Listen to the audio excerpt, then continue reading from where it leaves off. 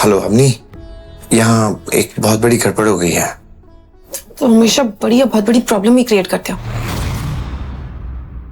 हाँ बोलो, अब क्या हुआ? वो मैं एक्चुअली डैडी जी के साथ एक एंटीक शॉप में आया था, तो यहाँ एक मूर्ति गिर गई और अब ये लोग पैसे मांग रहे हैं। तो क्या हुआ? तो अब ये पैसे मांग रहे हैं 30 लाख रुपए।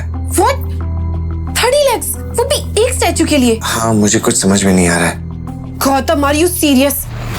तुम घर पर पड़े रहते हो पूरे दिन, मुफ्त की रोटियां तोड़ते हो, उससे भी तुम्हारा पेट नहीं भरता कि तुम अब नई नई प्रॉब्लम्स क्रिएट कर रहे हो मेरे लिए। तुम बताओ कहां से लेकर आऊंगी मैं 30 लाख इतने शॉर्ट नोटिस पर? 30 लाख सुनते ही उसके पैरों तले जमीन खिसक गई थी। गौतम भी अवनी के गुस्से के आगे कुछ नहीं कह पाया। You know what? तुम्हें रोज रोज प्रॉब्लम्स क्रिएट करने की आदत हो गई है। But I am really sorry, इस बार मैं तुम्हारी कोई मदद नहीं करूंगी। ये प्रॉब्लम तुमने खुद क्रिएट किया, अब इसे सॉल्व भी तुम खुद करो। लेकिन अवनी, आज गौतम और अवनी की शादी को 3 साल हो चुके थे, लेकिन गौतम आज भी अवनी के घर एक घर जमाई बनकर ही रहता था, जहां उसकी हैसियत एक नौकर जितनी ही थी। वो नौकरों की तरह कभी सांस की साड़ी आयरन करता, तो कभी अवनी की गाड़ी साफ करता। घर की रसोई से लेकर घर की सफाई तक का सारा बोझ उसी के सर पर था। वहीं अवनी कभी कभी अपने पति की ये हालत देखकर बहुत झल्ला जाती थी, क्योंकि घर का पूरा फाइनेंशियल बोझ सिर्फ उसी के सर पर था।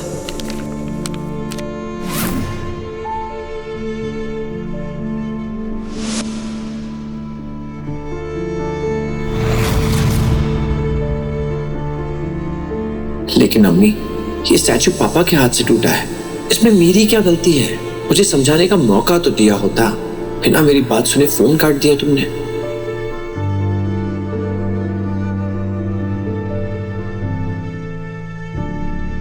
क्या हुआ मिस्टर? 1 घंटा हो गया, लेकिन अभी तक ना पैसे आए और ना तुम्हारी मदद के लिए कोई आदमी। ऊपर से बुढ़ा शॉप से भागने की कोशिश कर रहा था। वो तो अच्छा हुआ गार्ड्स की नजर उन पर पड़ गई, वरना ये तो रफू चक्कर होने का पूरा प्लान बना चुके थे।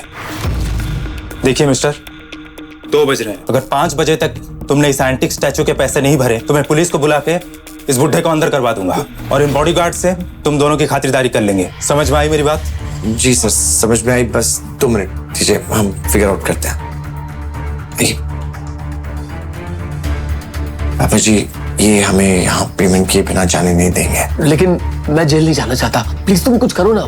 तुम मेरे बदले जेल चले जाओ। वैसे भी मेरे परिवार ने 3 साल तक तुम्हें रहने के लिए छत दी है, इतना तो कर सकते हो ना तुम मेरे लिए। डैडी जी, मैं जेल तो चला जाता, पर ये लोग काफी स्ट्रिक्ट हैं, ऐसे नहीं छोड़ेंगे। आपने देखा नहीं वो मैनेजर कैसे धमकी देके चला गया। तो फिर पैसे दे दो ना इन्हें। 30 लाख देने, मेरे जेब में 30 फूटी कौड़ियां नहीं है। मैं नहीं कमाता, मुझे खर्चे के लिए भी अवनी पैसे देती है। मेरे पास नहीं है, ना नौकरी है ना पैसे हैं। कैसे कैसे चुकाऊंगे? तो तुम अवनी को फोन करो। मैंने उसे फोन किया था, उसने फोन काट दिया बिना सुने। यूजलेस दामाद हो तुम एकदम। अपनी बात मेरी बेटी के सामने रख भी नहीं सकते। तुम उसे कॉल करो, मैं बात करता हूं।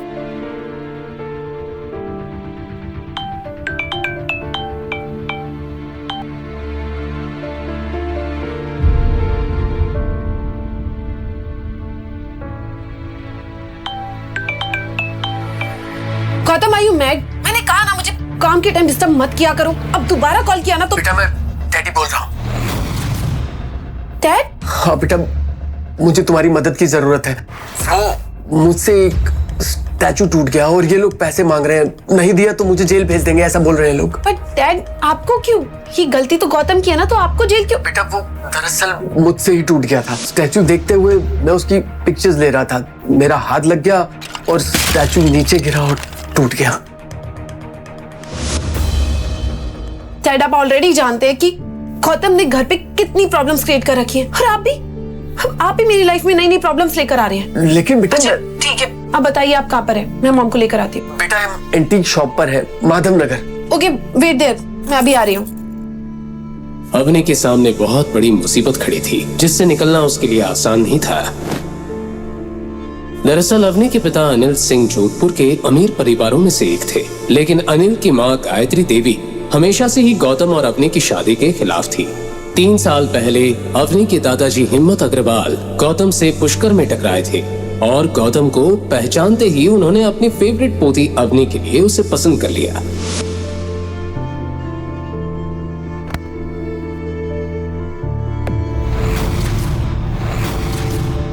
अवनी अपने दादाजी से बहुत प्यार करती थी और उनकी किसी भी बात को टाल नहीं सकती थी। पर शादी के कुछ वक्त बाद ही हिम्मत अग्रवाल दुनिया को अलविदा कह गए, इस राज के साथ कि उन्होंने गौतम को अवनी के लिए क्यों चुना। कैसे पहचानते थे वो गौतम को? फिर उनके जाने के बाद परिवार की बागडोर उनकी पत्नी और अवनी की दादी गायत्री देवी ने अपने हाथों में ले ली। गायत्री देवी अपने परिवार के रुतबे और नाम का बहुत ध्यान रखती थी और साथ ही अपने परिवार में गौतम नाम का धब्बा बर्दाश्त नहीं कर पा रही थी। इसलिए उन्होंने हिम्मत जी के जाने के बाद अनिल और उसके परिवार को अग्रवाल मैंशन से अलग कर दिया था। अवनी आज भी ये सदमा भूल नहीं पाई थी। अब दिन रात उसके दिमाग में सिर्फ एक ही बात चलती रहती थी कि अपने परिवार की हालत कैसे सुधारी जाए।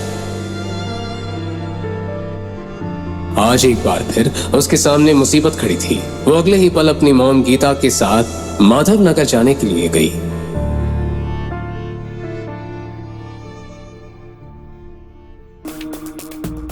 डैड, अब ठीक तो है ना? ये सब हुआ कैसे? अब दोनों इतनी महंगी दुकान में घर क्या रहे थे? वो एक्चुअली हम लोग यहाँ से गुजर रहे थे तो डैडी जी को यहाँ पे ये सब देखने का मन किया, इसलिए हम अंदर आ गए। और फिर एज यूजुअल तुम ये काम भी ढंग से नहीं कर पाए। और अगर इनका स्टैचू देखने का इतना मन था ना तो तुम संभाल लेते ना। लेकिन मम्मी जी मैं इसमें क्या कर सकता था? मैंने तो डैडी जी को बोला पर उन्होंने कहा और तुमने मान लिया। तुम कब से इतने आज्ञाकारी बन गए? मॉम, ये सारी बातें तो हम बाद में भी कर सकते हैं ना। अभी के लिए जो इम्पोर्टेंट है हमें उसके बारे में सोचना चाहिए। ये 30 लाख रुपए आएंगे कहाँ से? इसी बात पर गुस्सा आ रहा है। एक तो ससुर जी हमारे लिए प्रॉपर्टी कुछ भी नहीं छोड़ गए और ये पनौती हमारे नसीब में बांध गए। मॉम, क्या मॉम? तो इस स्टैचू के लिए मैं अपना घर और अपनी कार बेच दूं और सड़क पे आ जाऊं? और वैसे भी इसे बेचने से भी इतने पैसे नहीं आने।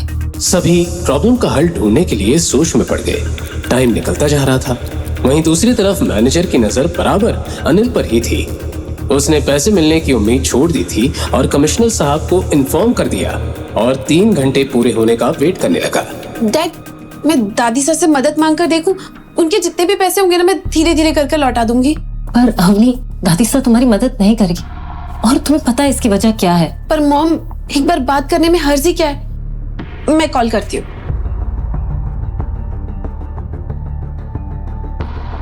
अवनी ने अगले ही पल अपनी दादी गीता देवी को कॉल लगा दिया, पर उसे यही डर सता रहा था कि गीता देवी उसका फोन उठाएगी कि नहीं।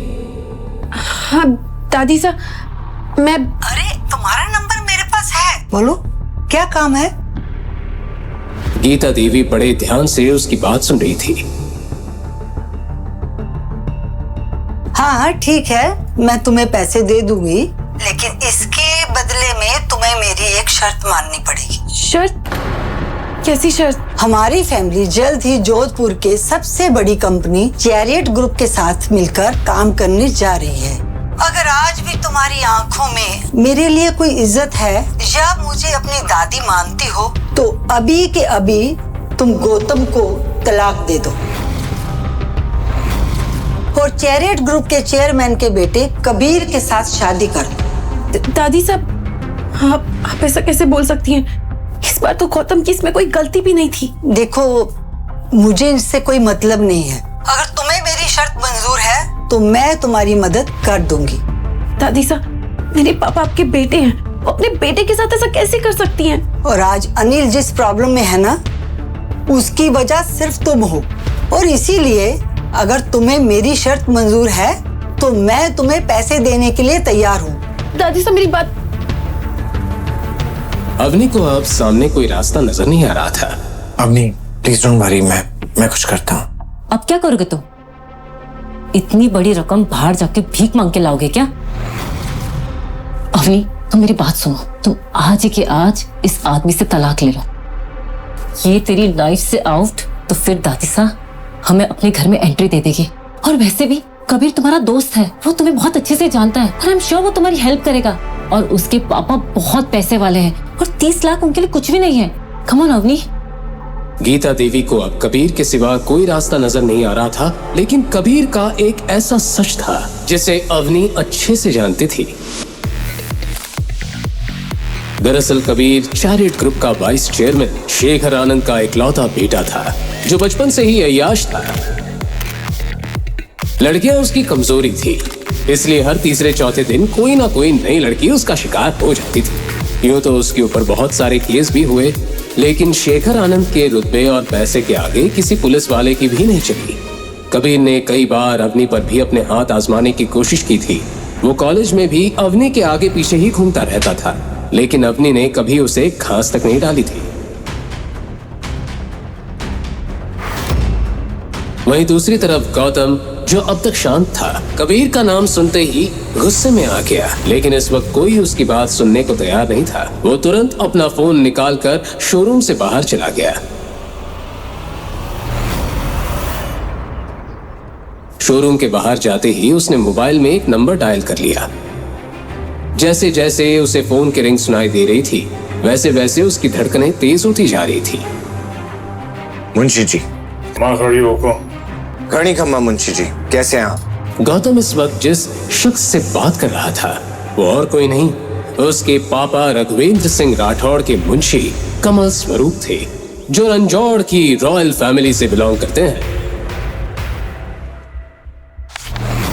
गौतम रघुवेंद्र का सबसे छोटा बेटा था, जो असल में रंजौड़ के राजकुमार थे।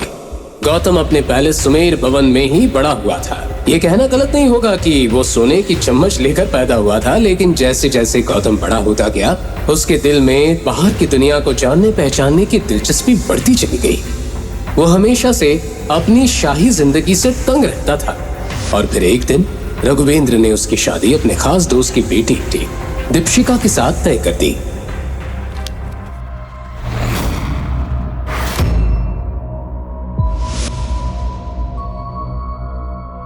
हालांकि दीपशिका गौतम की बचपन की दोस्त थी। वो उससे प्यार नहीं करता था, पर उसकी फैमिली कुछ सुनना नहीं चाहती थी। इसलिए जिस दिन शादी तय हुई, गौतम सजे हुए मंडप को सूना छोड़कर भाग निकला।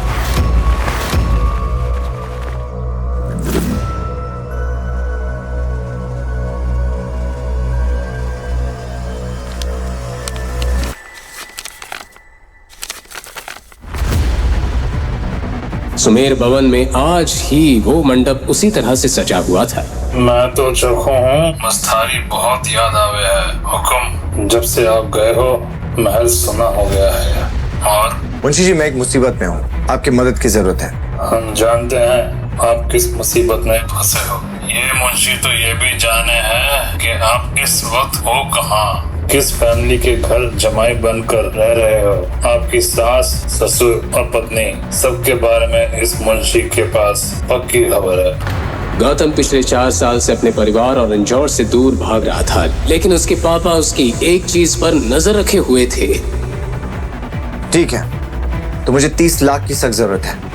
मुझे जल्द से जल्द चाहिए। हुकुम, ऐसा क्यों कर रहे हो? आप एक राजकुमार होके किसी के घर का काम कर रहे हो, झूठा गंदे बर्तन साफ कर रहे हो। समर भगवान। मुंशी जी, मुझे इस बारे में कोई बात नहीं करनी है। मैं सिर्फ इतना जानना चाहता हूँ कि आप मेरी मदद करेंगे कि नहीं। हुकुम, 30 लाख तो हम आपको दे देंगे, लेकिन बड़े हुकुम की वही शर्त है।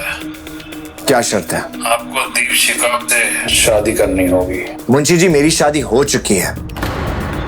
मैं दीप्ति से कैसे शादी कर सकता हूँ? ये पॉसिबल नहीं है। बड़े हुकुम, आपकी शादी को शादी नहीं मानते। आपका समर भवन से चले जाने के बाद बड़े हुकुम के ऊपर कई सवाल उठे। ये मुंशी अपने मालिक की बात के खिलाफ नहीं जा सकता। पैसों के बदले आपको अपनी पत्नी को तलाक देना होगा और दीपशिका बिटिया से शादी करनी होगी। मना करता उससे पहले ही सामने अवनी का चेहरा घूमने लगा, जो अपनी जान जोखिम में डालकर कबीर जैसे अय्याश लड़के से मदद मांगने जा रही थी। ठीक है मुंशी जी, मुझे मंजूर है, लेकिन मुझे 1 साल का वक्त चाहिए। मैं खुद ही अवनी को छोड़ दूंगा और बड़े हुक्म जिससे चाहते हैं मैं उससे शादी कर लूंगा। जहाँ 4 साल आपका इंतजार किया है, वहाँ 1 साल और सही। बड़े हुकुम भी ये बात सुनकर खुश हो जाएंगे। लेकिन मेरी भी एक कंडीशन है। इस 30 लाख के साथ साथ मुझे एक और चीज चाहिए। मुझे चैरियट ग्रुप चाहिए। Chariot group? लेकिन क्यों? ये सब मैं आपको बाद में समझाऊंगा। हुकुम, आपको शायद अभी बताना पड़ेगा, क्योंकि ये मुंशी इस वक्त चैरियट ग्रुप के बाहर ही खड़ा है। क्या आप चैरियट ग्रुप के बाहर हैं? हाँ हुकुम, यहाँ तो काम पड़ता ही रहता है। आप यहाँ आ जाइए, तब तक मैं चैरियट खरीदने की डील का प्रोसेस शुरू करता हूँ। ठीक है मुंशी जी, मैं अभी आ रहा हूँ। गौतम मुंशी जी के काम करने के तरीके को जानता था। मुंशी कमल स्वरूप अपनी बोली के धनी थे, जिनके आगे बड़े बड़े लोगों का मुंह बंद हो जाता था। गीता अभी भी अवनी को कबीर के पास जाने को बोल रही थी। जल्दी से पहले चेक ले आता हूँ, तभी मैं अवनी को कबीर के पास जाने से रोक सकता हूँ। अरे भैया रुकिए रुकिए, मैं बताता हूँ, चलिए आगे लीजिए, जल्दी लीजिए। गौतम को देखते ही मुंशी जी की आंखों की कोर गीली हो चुकी थी। भैया रोको रोको रोको रोको। जिस गौतम को दुनिया पिछले 4 साल से एक नॉर्मल सा इंसान समझ रही थी, उसका सच आज सिर्फ मुंशी जी ही जानते थे। गौतम आज भी इतने पैसे का मालिक था कि चैरियट जैसी 10 कंपनीज को वो पलक झपकते ही खरीद सकता था।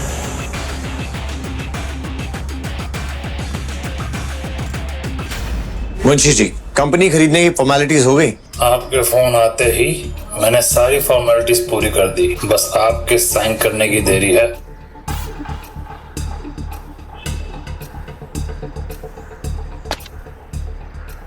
गुड, आपको मेरा एक और काम करना होगा। इस कंपनी का चेयरमैन है शेखर आनंद, और उसका एक बेटा है बिगड़ा हुआ कबीर आनंद। मैंने सुना है शेखर आनंद के इशारे के बिना इस कंपनी में पत्ता तक नहीं हिलता। बिल्कुल सही। नाइस। तो मुझे लगता है शेखर आनंद ने काफी काम कर लिया है, अब उसे आराम की जरूरत है। इस कंपनी से सीधा उसे जेल भेजने का इंतजाम किया जाए। अब इस सारी कंपनी की पावर आप ही के हाथों में है, आप जो चाहे वो कर सकते हो। आप चाहो तो खुद भी चेयरमैन की पोस्ट संभाल सकते। नहीं मुंशी जी, मुझे चेयरमैन की पोस्ट नहीं चाहिए। एक बात बताइए, इस कंपनी का वाइस चेयरमैन कौन है? अभिनव गुप्ता। तो फिर अभिनव गुप्ता को कॉल करके बता दीजिए कि इस कंपनी का नया चेयरमैन वही है। मुंशी कमल स्वरूप को देखकर कोई उनका रास्ता रोकने की हिम्मत नहीं कर सकता था। गौतम की आंखों में एक अलग ही तरह की चमक साफ दिखाई दे रही थी।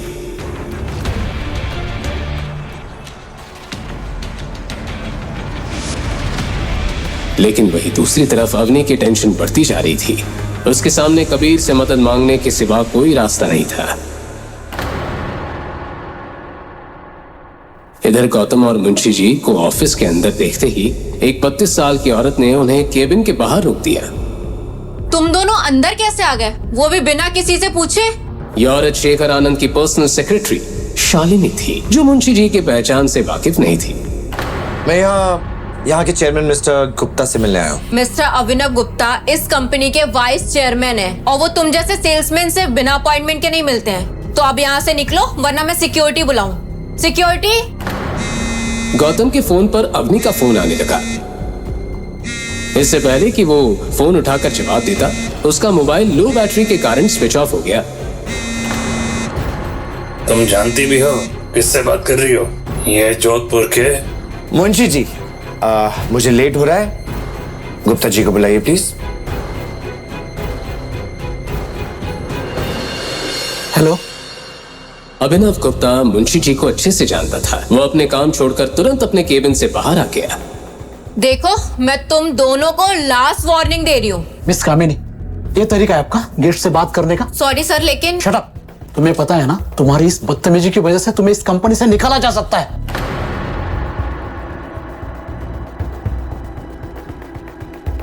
ऑफिस में शालिनी की इस तरह से बेइज्जती पहली बार हुई थी। उसने शेखर आनंद को फोन पर यह सारी बात बता दी। वहीं दूसरी तरफ गौतम मुंशी जी के साथ ऑफिस की फॉर्मेलिटी पूरी करने में लगा हुआ था। तभी उसकी नजर घड़ी पर चली गई। 4 बज चुके थे। अब उसके पास सिर्फ 2 घंटे रह गए थे। वो जैसे ही डॉक्यूमेंट साइन कर ऑफिस से बाहर जाने लगा, उसे बाहर एक आदमी दिखाई दिया, जिसकी आंखों में गुस्सा भरा था। ये सब यहाँ क्या हो रहा है? पर अभिनव, तुम्हारी इतनी हिम्मत कि तुम अपने आप को चेयरमैन कराने लगे और शालिनी को फायर कर दिया। कमीने, तेरी हिम्मत कैसे हुई? बोल। मैंने मिस्टर अभिनव को ये पावर दी है, और आज से वही इस कंपनी के चेयरमैन है। अच्छा, पर क्या मैं पूछ सकता हूँ कि आप कौन हो और इस कंपनी के अंदर जबरदस्ती कैसे घुसा है? मुंशी कमल स्वरूप। ये नाम सुनते ही शेखर आनंद के पैरों तले जमीन खिसक गई।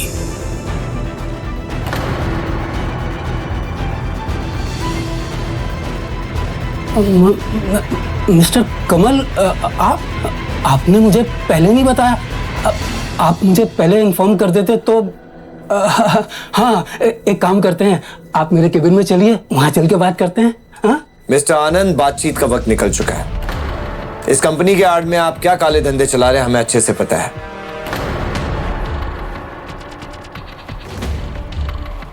ये लीजिए। गौतम ने उनके हाथ में एक लेटर थमा दिया जिसमें साफ लिखा था कि कंपनी का नया ओनर अब गौतम था।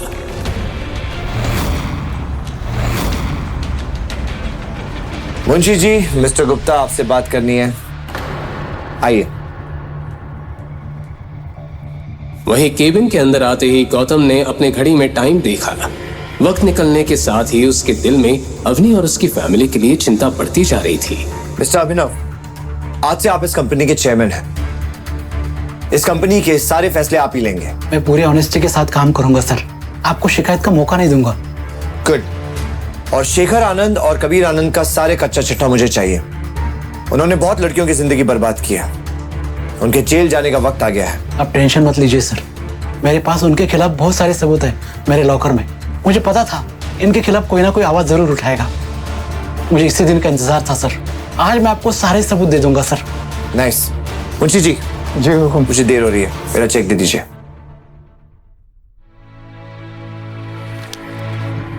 Thank you. मुंशी जी के फोन पर बाहर खड़े बॉडीगार्ड का कॉल आ गया। फोन उठाते ही मुंशी जी हैरानी से गौतम को देखने लगे। हुकुम।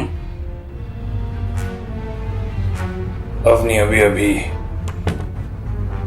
कबीर आनंद के कमरे में गई है।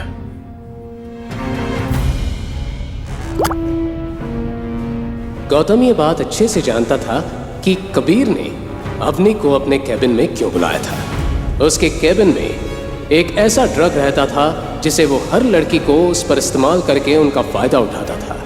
ऑफिस में बहुत सारे लोग इस सच्चाई से वाकिफ थे, लेकिन सभी लोग कबीर और शेखर के खिलाफ आवाज उठाने से डरते थे। आज कबीर कंपनी के नए मालिक गौतम के गुस्से का शिकार होने वाला था।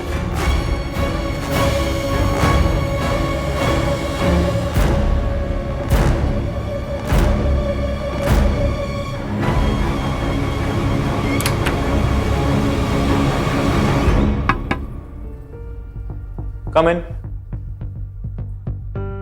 मुंशी जी की बात सुनते ही गौतम चेक लेकर कबीर के केबिन की तरफ चला गया। आपको कहीं जाने की जरूरत ना है। हुकुम ये मामला खुद देख लेंगे। और हाँ, हुकुम की असली पहचान किसी को पता नहीं चलना चाहिए। चौकी बात ना होगी। जी मुंशी जी। अब नहीं, कम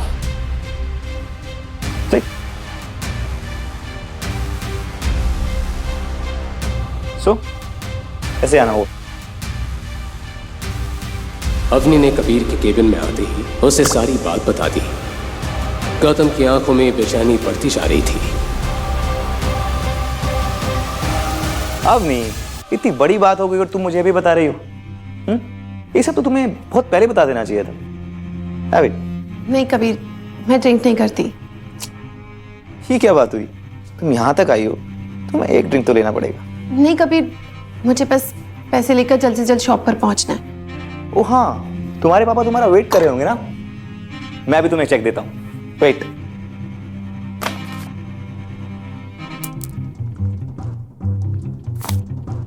और तुम ड्रिंक नहीं करोगी तो मुझे बहुत बुरा लगेगा। थैंक्स कबीर, पर मैं ड्रिंक नहीं कर सकती। हाँ, मैं तुम्हारे पैसे जितना जल्दी हो सके ना वापस कर दूंगी। मुझे पैसों की परवाह नहीं। कबीर धीरे धीरे अवनी के करीब आने लगा। उसकी आंखों में उसकी मंशा साफ दिखाई दे रही थी। You know, अवनी, तुम्हारे पापा को आज जेल जाने से कोई नहीं रोक सकता, except me. Come on, Avni, just one drink. Drink लो, चेक लो और जाओ। इतना क्या सोचना।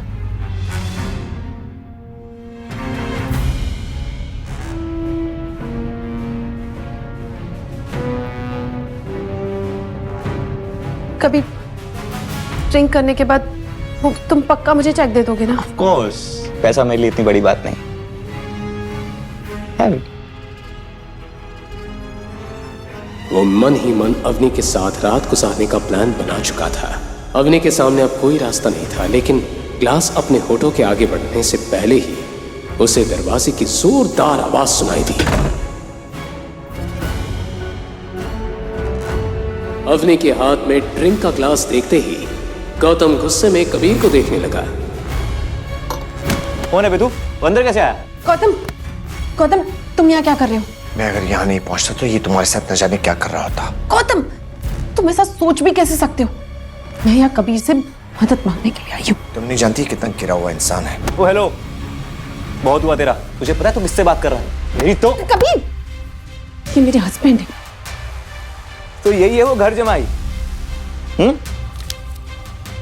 अवनी, इससे कहो अभी के अभी मेरे पैरों में गिरकर माफी मांगे, नहीं तो आज यहां से जिंदा बचकर नहीं जाएगा।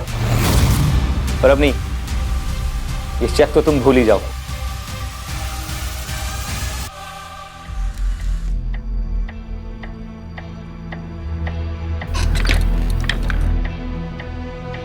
You know, 3 साल पहले तुम्हारी तरह एक आदमी ने मेरे कैबिन में घुसने की कोशिश की थी।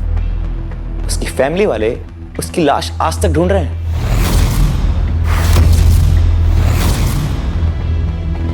गौतम, गौतम प्लीज प्लीज कबीर से माफी मांग लो ना। इससे माफी मांगो? हमने इसकी बातों से डरने की कोई जरूरत नहीं है। ये खोखली धमकियां दे रहा है। ये भौंकने वाला कुत्ता है, काटेगा नहीं। कुत्ता?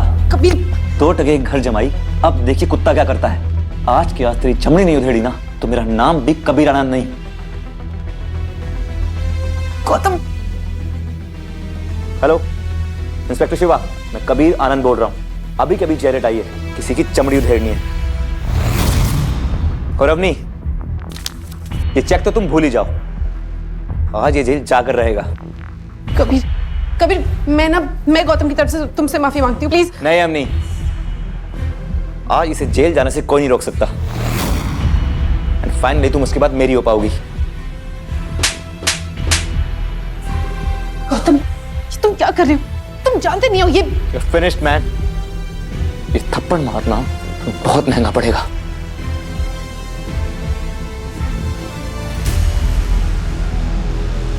डैड, इस कुत्ते ने आपके बेटे को थप्पड़ मारने की कोशिश की है। अपने पापा को इस हालत में देखकर कबीर की आंखें फटी की फटी रह गई। इससे पहले कि उसे ये बात समझ में आती, 2 हवलदारों ने उसे पकड़कर हथकड़ी पहना दी और घुटनों के बल जमीन पर गिरा दिया। इंस्पेक्टर, तुम्हारा दिमाग खराब हो गया क्या? मिस्टर कबीर आनंद, मैं तुम्हें और तुम्हारे बाप को लोगों को लूटने और उनके साथ फ्रॉड करने और बहुत सी लड़कियों की जिंदगी बर्बाद करने के जुर्म में गिरफ्तार करता हूँ। डैडी, ये क्या बकवास कर रहा है? शेखर आनंद के मुरझाए हुए चेहरे ने सारी सिचुएशन बयां कर दी थी। अवनी को अब तक कुछ समझ नहीं आ रहा था। इंस्पेक्टर साहब, इसने मेरी पत्नी को ये ड्रिंक पिलाने की कोशिश की और इसमें कुछ ड्रग्स भी डाले। प्लीज चेक कर लीजिए। ये बात सुनते ही इंस्पेक्टर अपना रुमाल निकालकर ड्रिंक चेक करने लगा। उसने थोड़ी ड्रिंक अपने रुमाल में डाल दी, लेकिन कुछ ही देर बाद जब रुमाल का रंग सुर्ख नीला पड़ने लगा तो सभी हक्के बक्के रह गए। आपने सही कहा मिस्टर गौतम, इस ड्रिंक के अंदर ट्रायाजोलम नाम का एक ड्रग है जो बेहद ही खतरनाक है। हवलदार, एविडेंस के साथ ले चलो दोनों बाप बेटे को। जेल की हवा खाएंगे तो दोनों का दिमाग ठिकाने आ जाएगा। तुम ऐसे नहीं कर सकते, मुझे अभी कभी कमिश्नर से बात करनी है। ड्रिंक में ड्रग की बात सुनकर अवनी के पैरों तले जमीन हिल गई थी। आज कबीर के काले चिट्ठों का टाइम पूरा हो चुका था।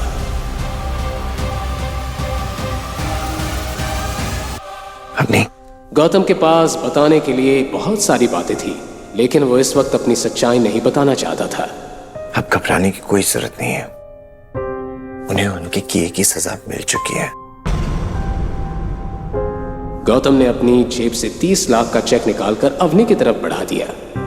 ये देखो, डैडी जी को बचाने के लिए मैंने पैसों का इंतजाम कर लिया है। लेकिन इतना बड़ा अमाउंट तुमने इतनी जल्दी कैसे अरेंज किया?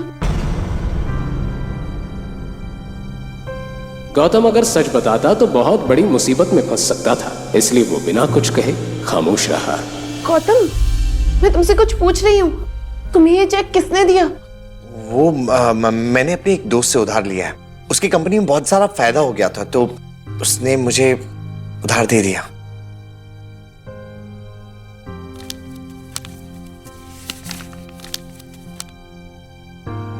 अवनी हैरानी से उस चेक को देख रही थी।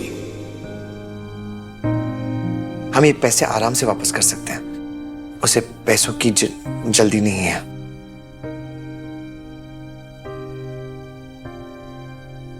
अवनी 40 मिनट बचे हैं, हमें शोरूम चलना होगा।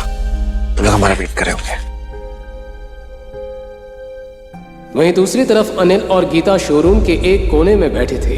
दो हट्टे कट्टे गार्ड्स ने उन्हें घेर रखा था। सभी को सिर्फ मैनेजर के कमांड का ही इंतजार था। साथ ही मैनेजर ने कमिश्नर को फोन करके शोरूम आने के लिए भी कह दिया। 10 मिनट रह गए हैं और तुम्हारे दामाद और बेटी भी गायब हैं। मुझे नहीं लगता तुम लोग पैसे दे पाओगे, इसीलिए जेल जाने के लिए तैयार है। अवनी बेटा, पैसों का कुछ इंतजाम हुआ? मेरा तो जी गले तक आ गया है। मॉम डोंट वरी, ये रहा चेक।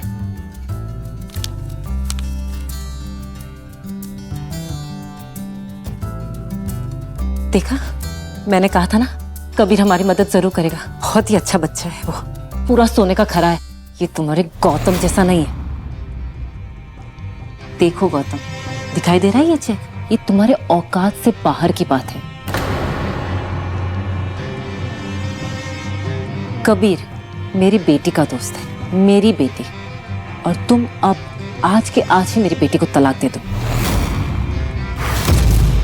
अब मैं अपनी बेटी की जिंदगी तुम्हारे जैसे निकम्मे के साथ नहीं देख सकती। क्या क्या ख्वाब देखे थे मैंने अपनी बेटी के लिए, और तुम जैसा भूत हमारे पल्ले पड़ गया है। मॉम, अरे तुम जैसा आप सोच रही है वैसा कुछ भी नहीं है। दरअसल वो तू चुप ही रहे, तुझे सही और गलत दिखना ही बंद हो गया है। ये आदमी तेरे पल्लू से बंध गया है, तू उसे छोड़ क्यों नहीं देती है? कबीर का नाम सुनकर अवनी को ड्रिंक वाली बात याद आ गई। मॉम, ये पैसे मुझे गौतम ने दिए हैं, कबीर ने नहीं।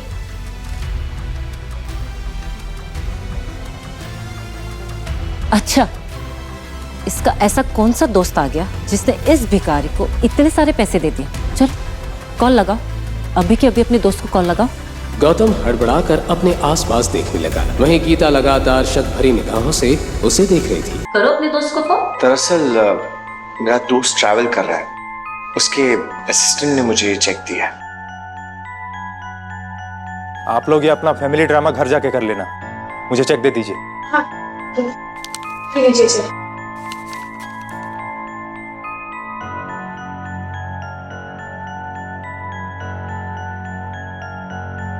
मॉम, जैसा आप कबीर के बारे में सोच रही है ना, वो वैसा नहीं है। कबीर ने पैसों के बदले मेरे साथ जबरदस्ती करने की कोशिश की, और अगर गौतम बस सही वक्त पर नहीं आते ना, तो वो अपने प्लान में कामयाब भी हो जाता। ठीक तो है। गीता को अपने कानों पर यकीन नहीं हो रहा था। तुम्हें तो कुछ नहीं हुआ ना बेटा? No dad, I'm fine now. तो यही सबसे बड़ी सोचने वाली बात है कि गौतम ये पैसे लाया कहां से। खैर, मुझे इन सबसे कोई मतलब नहीं है। जिंदगी में पहली बार इसने कोई ढंग का काम किया है। अरे खाक ढंग का काम किया, पता नहीं कहां से मांग के लाया होगा। हमें सबके पैसे चुकाने होंगे ना।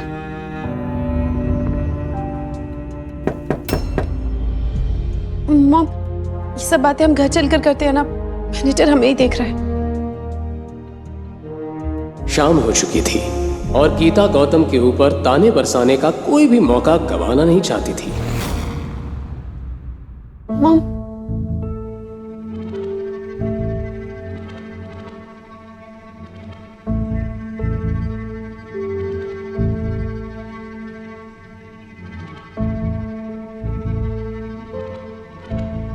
यहाँ खड़े मत रहो, मेरे लिए चाय ले आओ। जी मॉम। और सुनो, चाय में दूध और इलायची कम डालो।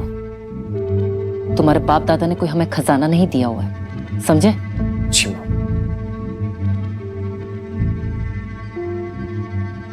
गौतम ये सुनकर मन ही मन मुस्कुराता है, क्योंकि अवनी के दादाजी हिम्मत सिंह को अपना कारोबार शुरू करने के पैसे गौतम के दादाजी ने ही दिए थे, क्योंकि एक जमाने में हिम्मत सिंह के पूर्वज मुंशी जी की तरह रंजौर परिवार की सेवा करते थे। मुस्कुरा क्यों रहे हो?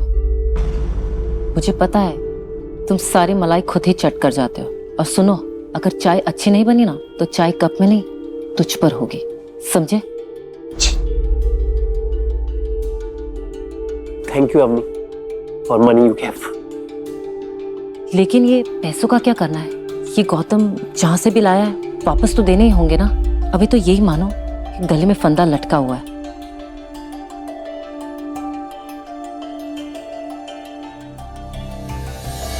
अवनी अपनी सेविंग्स के बारे में सोचने लगी, क्योंकि उसे भी जल्दी से जल्दी गौतम से लिए पैसे वापस लौटाने थे। उसी वक्त गौतम हमेशा की तरह खाने के बारे में पूछने आ गया, क्योंकि घर में अक्सर ही गीता और अनिल की अलग अलग फरमाइश होती थी। मॉम, अभी के लिए हमारी जितनी भी सेविंग्स है हम वो दे देते हैं, बाकी के पैसे मैं धीरे धीरे गौतम को लौटा दूंगी। ठीक है, पहले इससे भी तो पूछो कि इसका अमीर दोस्त बाद में हमसे बाकी के पैसे ले लेगा कि नहीं, क्योंकि सेविंग्स के तो सिर्फ 5 लाख है। कहीं वो मना कर दे तो? नहीं मॉम, उसे पैसों की फिलहाल कोई जल्दी नहीं है। तो फिर ठीक है, हम बाद में ही दे देंगे। लेकिन मॉम, अभी के लिए हम 5 लाख तो दे सकते हैं ना? हाँ बिल्कुल। मैं तुम्हारे नकारे पति की तरह किसी पे बोझ नहीं बनना चाहती।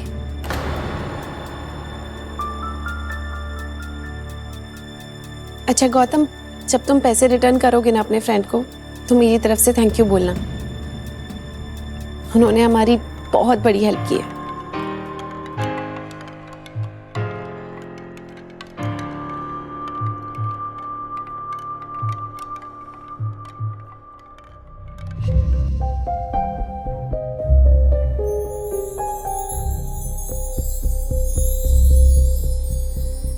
पिछले 4 सालों में गौतम घर का काम करने और खाना बनाने में इतना माहिर हो चुका था कि उसे किसी भी राजस्थानी डिश बनाने में टाइम नहीं लगता था। कुछ ही देर में सभी खाना खाकर अपने रूम में चले गए।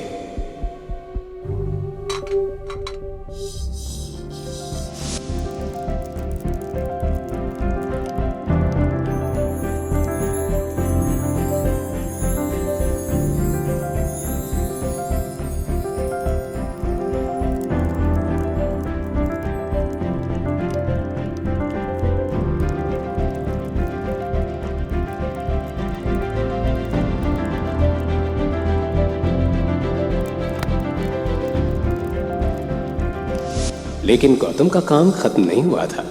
वो किचन में बर्तन साफ करने में लगा था। उस गौतम ने वक्त के साथ साथ हर चीज में अपने आप को ढाल लिया था। बर्तन साफ करते हुए उसके सामने अचानक ही अवनी का चेहरा आ गया। आज पहली बार उसने अवनी की आंखों में खुद के लिए इज्जत देखी थी। वो मन ही मन मुस्कुराता हुआ इस बात के बारे में सोच रहा था कि तभी उसके मोबाइल की रिंग बजने लगी। सॉरी सर, मैंने आपको डिस्टर्ब किया। दरअसल अपॉइंटमेंट लेटर पे आपकी साइन चाहिए थी। कल कब फ्री है सर आप? मैं कल सुबह ऑफिस आ जाऊंगा। Okay sir. इतनी रात को तुम फोन पे किससे बात कर रहे थे? मैं वो क्रेडिट कार्ड वालों का बहुत फोन आने लग गया आजकल। किसी भी टाइम पे फोन करते, बहुत परेशान कर रखा है। मैं परेशान हो गया हूँ इन लोगों से।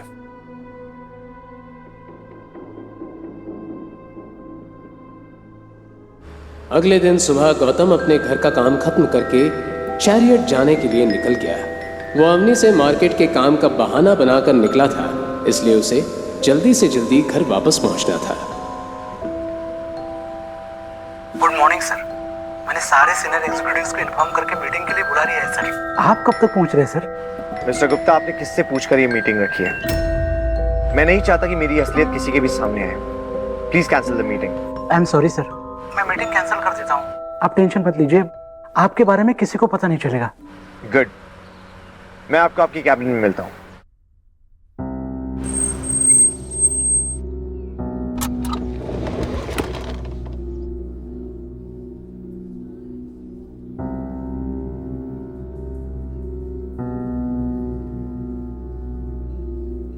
अरे जीजा सा, आप यहाँ कहीं रास्ता तो नहीं भूल गए? क्योंकि लूजर्स के लिए इस कंपनी में कोई जगह नहीं। दरअसल उसके सामने खड़ी लड़की और कोई नहीं, अवनी की कजिन शनाया थी। शनाया बचपन से ही अवनी को पसंद नहीं करती थी। इसकी ही कई वजहें थी।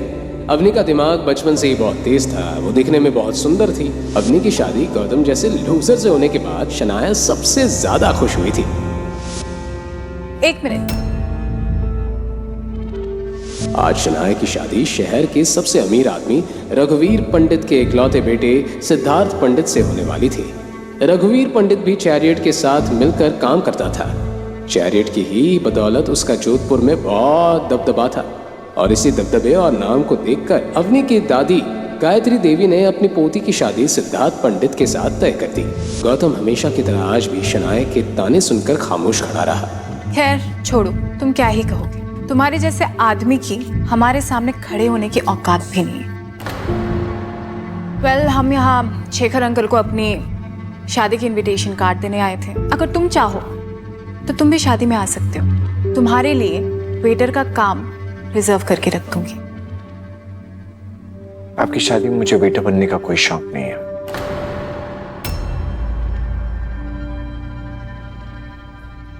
गौतम के सिंपल से कपड़ों को देखकर सिद्धार्थ मन ही मन हंस रहा था, लेकिन वो इस बात से बेखबर था कि इन सिंपल कपड़ों के पीछे चैरियट का मालिक खड़ा था। अच्छा, तो ये है गौतम द घर जमाई। बहुत सुना है तुम्हारे बारे में। तुम वही हो ना जो अपनी पत्नी के टुकड़ों पर पलते हो। आज फाइनली दर्शन हो ही गया। वैसे फॉर योर काइंड इन्फॉर्मेशन, इस बिल्डिंग में ना तुम्हारे जैसे लूजर्स की जगह नहीं है। तो तुम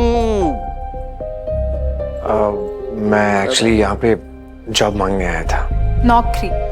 सीरियसली? यहाँ झाड़ू पोछे के लिए कोई वैकेंसी नहीं है। शनाया, लगता है ये गार्ड के जॉब के लिए आए हैं। All the best. जीजा साहब, अवनी की कमाई से घर के खर्चे पूरे नहीं होते ना। वैसे नौकरी लगने के चांसेस कम लग रहे हैं। एक काम कर, ये ले, रख ले, काम आएगा। ये तो वक्त ही बताएगा कि ये किसके काम आने वाला है। इसे संभाल के रखना, बहुत जल्द तुम्हारे काम आने वाला है। क्या कहा तुमने? तुम्हारी हिम्मत कैसी हुई मेरे से ऐसे बात करने की? इसके बाद जो कुछ भी कहना, जो कुछ भी करना, सोच समझ के करना, समझे तुम? क्या क्या कर लेगा बे तू? बोल, क्या करेगा? बेबी छोड़ो ना, किस लोफर के मुंह लग रहे हो तुम। हम जिस काम के लिए आए थे वो काम पूरा कर लेते हैं। वैसे भी इस आदमी के पास कोई काम धंधा तो है नहीं।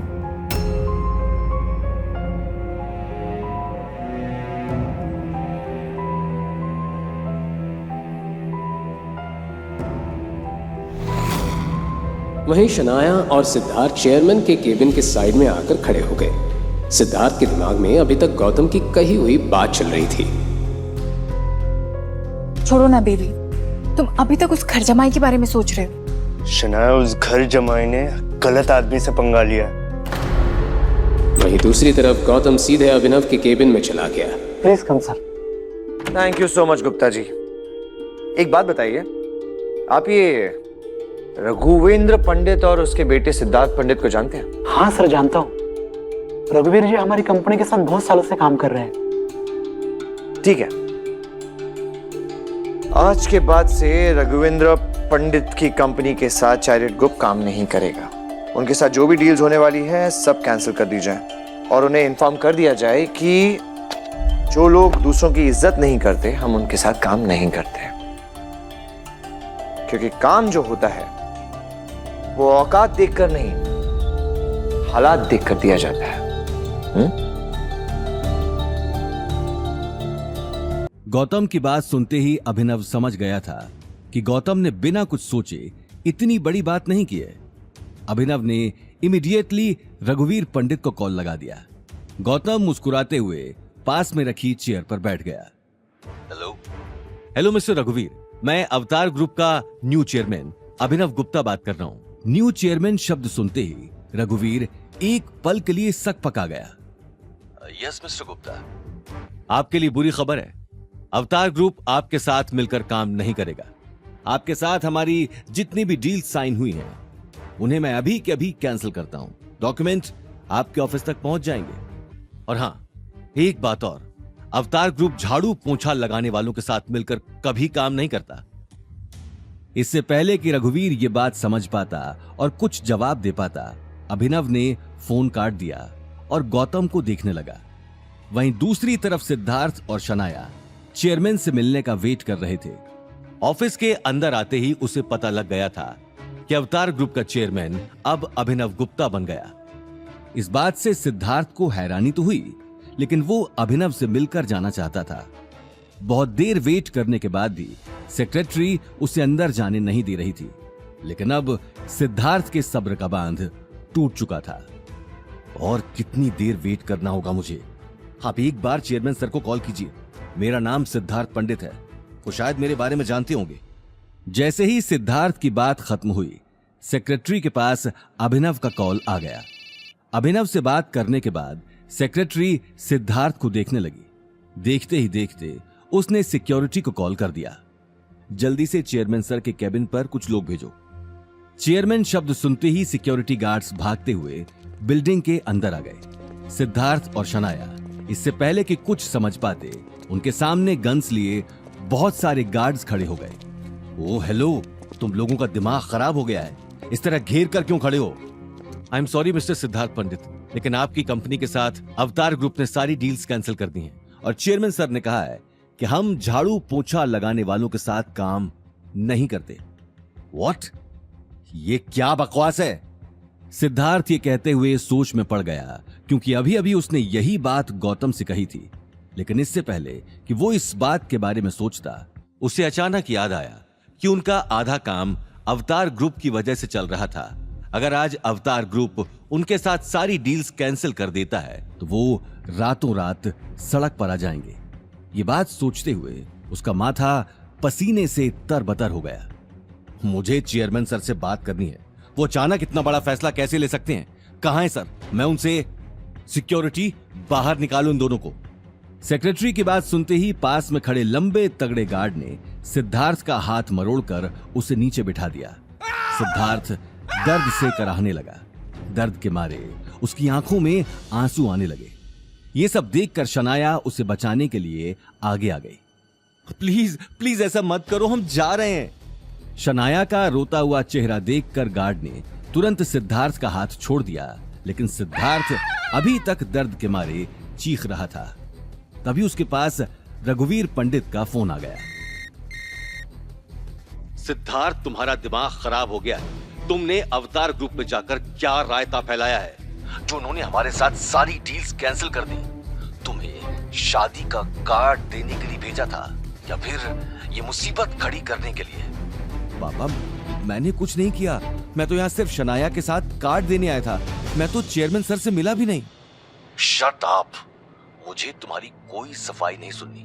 तुम्हें अंदाजा भी है कि तुम्हारी बेवकूफी की वजह से मुझे कितनी बड़ी कीमत चुकानी पड़ेगी। हम रोड पर आ सकते हैं। अभी के अभी वहां से निकलो और यहाँ आओ। अपनी बात खत्म कर रघुवीर ने एक झटके में कॉल काट दिया। कॉल कटने के बाद सिद्धार्थ अपने आसपास खड़े गार्ड्स को देखने लगा और बिना कुछ कहे बिल्डिंग के बाहर चला गया। उसे जाते हुए देखकर शनाया भी वहां से निकल गई। अचानक इतनी बड़ी बात ने सिद्धार्थ को अंदर तक हिला दिया था। वो अभी तक समझ नहीं पाया कि असल में हुआ क्या। कार में बैठते ही अचानक उसका ध्यान गौतम के साथ हुई बहस पर चला गया। शनाया, मुझे लगता है ये सब उस गौतम का ही किया धरा है। शनाया तुरंत बोली, क्या? वो स्टूपिड क्या कर सकता है? उसकी औकात अवतार ग्रुप में सफाई करने की भी नहीं है। मुझे नहीं लगता कि वो कुछ कर सकता है। लेकिन इसके पीछे जो भी गड़बड़ है, मुझे पता करना ही होगा। सिद्धार्थ अगले ही पल शनाया के साथ अपनी कार लेकर निकल गया, लेकिन उसके मन में कहीं ना कहीं शक का बीज पैदा हो चुका था।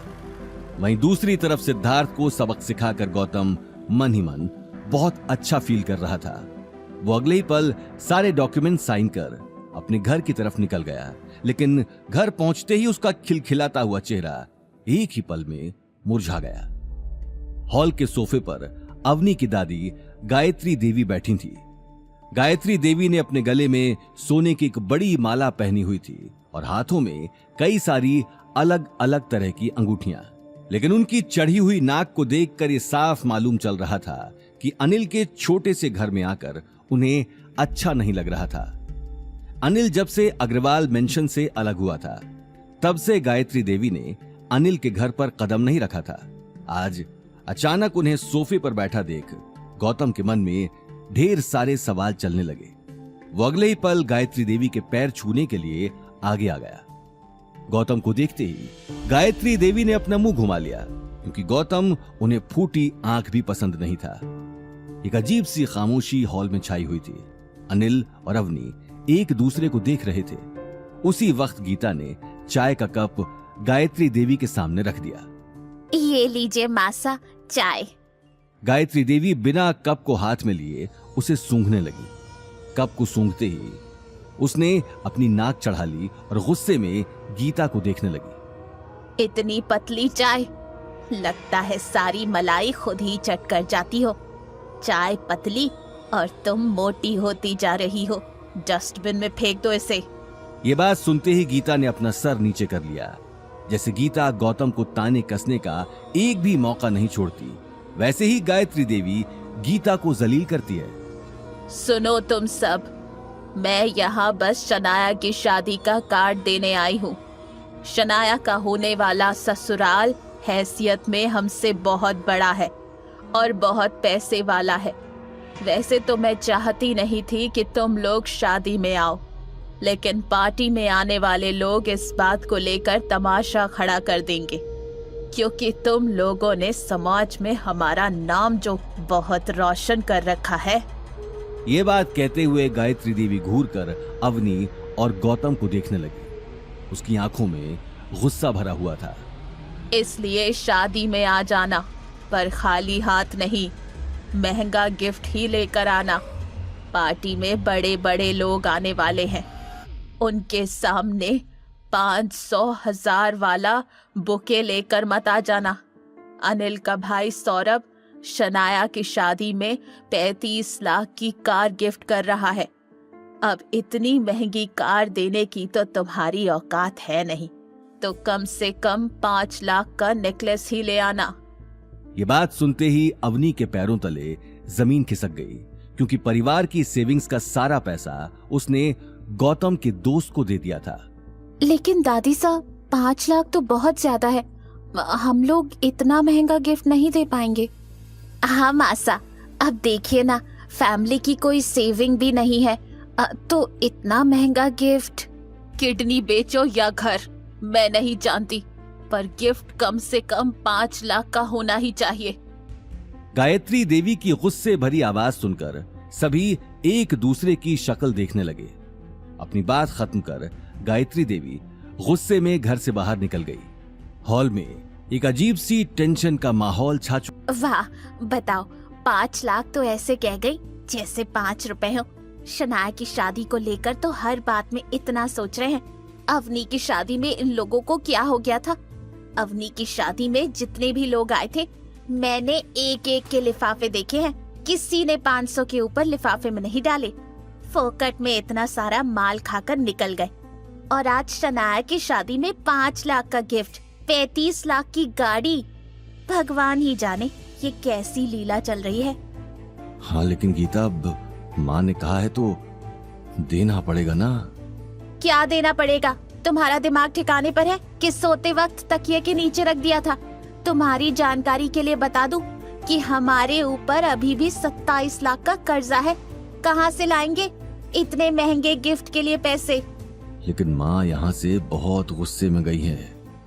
हम एक काम करते हैं, ये घर गिरवी रख देते हैं, नेकलेस भी आ जाएगा और बाकी बचे पैसे गौतम के दोस्त को दे देना। डैड, आप कैसी बातें कर रहे हैं? हम सिर्फ शनाया की शादी में महंगा गिफ्ट देने के लिए अपना घर तो गिरवी नहीं रख सकती, वो भी दादी सा की झूठी शान के लिए। हाँ, और घर गिरवी रख देंगे तो रहेंगे कहाँ? सड़क पर। ये बात कहते हुए गीता गुस्से में अनिल और गौतम को देखने लगी। गौतम अगले ही पल अपनी नजर घुमाकर अवनी को देखने लगा। इस वक्त उसकी कुछ बोलने की हिम्मत नहीं हुई। अवनी बेटा, मेरे पास कुछ पैसे हैं, हम लोग सस्ता सा नेकलेस ले लेते हैं। यस मॉम, आजकल बहुत अच्छे डुप्लीकेट डिजाइन आए हैं जो क्लासी भी है और शनाया डेली वेयर में भी यूज कर सकती है। गौतम, कार निकालो, लेट्स गो। कुछ ही देर में सब जोधपुर के ओल्ड मार्केट की तरफ निकल गए। ओल्ड मार्केट की बड़ी सी ज्वेलरी शॉप के बाहर आकर गौतम ने कार रोक दी। ये जोधपुर की एक बहुत फेमस ज्वेलरी शॉप थी, जहां कई शादी करने वाले लोग अपनी शादी की शॉपिंग करने आते थे। शॉप की चकाचौंध को देखकर अवनी को अपने बजट का ध्यान आ गया, जो शायद ना के बराबर ही था। लेकिन कुछ देर सोचने के बाद सभी लोग एक शॉप के अंदर चले गए। शॉप के अंदर घुसते ही एक मोटा आदमी उन सभी को देखकर मुस्कुराने लगा। उस आदमी ने अपने हाथ और अपने गले में बहुत सारा गोल्ड पहन रखा था, जिसे देखकर ये साफ मालूम चल रहा था कि वो ही दुकान का मालिक है। खम्मा घड़ी सा खम्मा घड़ी, आओ आओ, कहीं क्या दिखाऊं? हमें नेकलेस और इयररिंग्स देखने हैं। हाँ, या लियो, या देखो, एक से एक डिजाइन है। शॉप ओनर ने अगले ही पल एक के बाद एक बहुत सारे महंगे नेकलेसेस का ढेर लगा दिया। अवनी हर नेकलेस को देखने से पहले उसकी प्राइस का अंदाजा लगा रही थी। सभी नेकलेस उसके बजट से बाहर थे। गौतम भी इस बात को समझ चुका था। इतना सारा ढेर लगाने के बाद भी अवनी ने अब तक कुछ पसंद नहीं किया था। ये देखकर शॉप ओनर बुरी तरह से झल्ला गया। साथ ही गौतम और अवनी को इशारों में बात करते देख उसे लगा कि कहीं ये फ्रॉड तो नहीं, जो ऊपर से खानदानी पर अंदर से कंगाल हैं और यहां चुपके से अपना हाथ साफ करके चले जाएंगे। उसने अगले ही पल बाहर खड़े गार्ड को इशारा कर दिया और गार्ड्स तुरंत अंदर आ गए। साथ ही अवनी, गौतम और गीता पर नजर रखने लगे, जिसे देख अवनी और गीता घबरा गए। आखिर क्या होगा? शॉप ओनर का अगला कदम।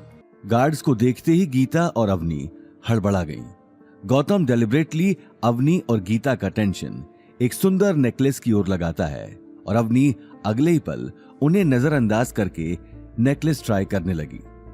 अजय, मैं थारे सामने इतना महंगा महंगा डिजाइन को ढेर लगा दियो, अब या में भी थारे को पसंद को नहीं आ रही हो तो मने बता दो। नहीं, ऐसी बात नहीं है, मुझे इसमें से पसंद है, लेकिन काय भाई जी, मैं तने झूठ को नहीं बोल रही हो। दुकान माले खूब ग्राहक आवे है, लेकिन मैं कदे काउंटर से उठकर कीणो गहना कौन दिखाऊं? हमारी दुकान का सेल्समैन ही दिखावे है। थैंक यू, मैं इसमें से पसंद कर लेती हूँ। ये बात कहते हुए अवनी टेबल पर रखा नेकलेस ध्यान से देखने लगी। उस नेकलेस की चमक से ये साफ पता चल रहा था कि वो बहुत महंगा नेकलेस था, जिसके ऊपर ग्रीन स्टोन्स का काम किया हुआ था और बहुत ही खूबसूरत डिजाइन पूरे नेकलेस पर बनाए हुए थे। लेकिन अवनी की सुई कहीं ना कहीं उसी नेकलेस पर आकर अटक चुकी थी। गौतम उस नेकलेस को देखकर अवनी की आंखों में आई गहरी चमक को देख रहा था। उसका मन हुआ कि वो अभी के अभी अवनी के लिए वो नेकलेस खरीद ले। अजी, ये तो बहुत ही रेयर पीस है, प्योर जोधपुरी डिजाइन, काम भी चोखो और डिजाइन भी चोखो। भाई जी, थे पहन कर देखो। ये कहते हुए ओनर ने टेबल से वो नेकलेस निकाल लिया। नहीं नहीं, ये बहुत एक्सपेंसिव लग रहा है, हमारा बजट सिर्फ 50,000 है। 50,000 सुनते ही शॉप ओनर का दिमाग सनक गया। उसके चेहरे का रंग लाल पड़ गया। अगले ही पल वो टेबल पर रखे नेकलेस गुस्से से समेटने लगा। आसपास खड़े बाकी के सेल्समैन और गार्ड्स भी अपना काम छोड़कर अपने सेठ को देख रहे थे। क्या हुआ? आप ये सारे पीसेस समेट क्यों रहे हैं? तो काय करूं, थाने पैक करके दे दूं। अरे भाई जी, जब थारो बजट है ही कोई नहीं तो ये बात तो मने पहले बतानी चाहिए थी। बेमतलब मारो टाइम खराब कर दियो। अरे ऐसी बात नहीं है, हम नेकलेस ले तो रहे हैं, बस हमें थोड़ा सस्ता चाहिए। अरे भाई जी, जब अतरा महंगा गहना लेने की हैसियत ही कोनी तो मने बता देते। पता नहीं कहां कहां से आ जावा है, खामखा इतना महंगा महंगा सेट खुलवा दिया। अपने सेठ की गुस्से भरी बात सुनकर सभी सेल्समैन अपना काम छोड़कर उसके पास आकर खड़े हो गए। उन लोगों को देखकर गीता और अनिल का गला सूख गया। मैडम पहले बोल देते कि आपका बजट नहीं है, और जो नेकलेस आपने देखा वो भी बहुत रेयर है। आपको देखने से पहले ही बोल देना चाहिए। अरे तो हम क्या करें, यही साहब हमारे सामने ज्वेलरी का ढेर लगा रहे थे, इसमें हमारी क्या गलती है? वाह भाई, उल्टो चोर कोतवाल ने डांटे। माने तो घनी देर पहले ही समझ में आ गया था कि थारी जेब में पैसा कोनी, बस महंगो सामान। बस बहुत हो गई थारी बात, कब से सुन रही हूँ। राजू, ले पुलिस ने फोन कर हमारी दुकान में आके मनाई धमकी। देखते ही देखते बात बढ़ने लगी। ये देखकर अवनी का गला सूख गया। सामने खड़े सेल्समैन अब उसकी बात सुनने को भी तैयार नहीं थे। गौतम चलो, हम कहीं और चलते हैं। मैडम, कहीं और जाकर उनका भी टाइम खराब मत कर देना। ये बात सुनते ही काउंटर से दूसरा सेल्समैन निकलकर बाहर आ गया और गुस्से में गौतम और अनिल को देखने लगा। अरे सर, इन लोगों की वजह से ही मार्केट बदनाम होता है। मैंने कल भी इन दोनों को एंटीक मार्केट में देखा था। वहां भी ऐसे टाइम पास करने के लिए शोरूम में घुस गए और 30 लाख का एंटीक स्टैचू तोड़ दिया, और जब पैसे भरने की बारी आई तो वहां से 9 2 11 होने लगे। अच्छा, तो ये वही लोग हैं। अब मुझे समझ में आया, अपनी बीवी के लिए कुछ नहीं खरीद सकता, इसलिए महंगा नेकलेस देखकर उसे चोरी करने का इरादा है इसका। क्या कहा तुमने? तुम्हें कैसे पता कि मैं खरीद सकता हूं कि नहीं?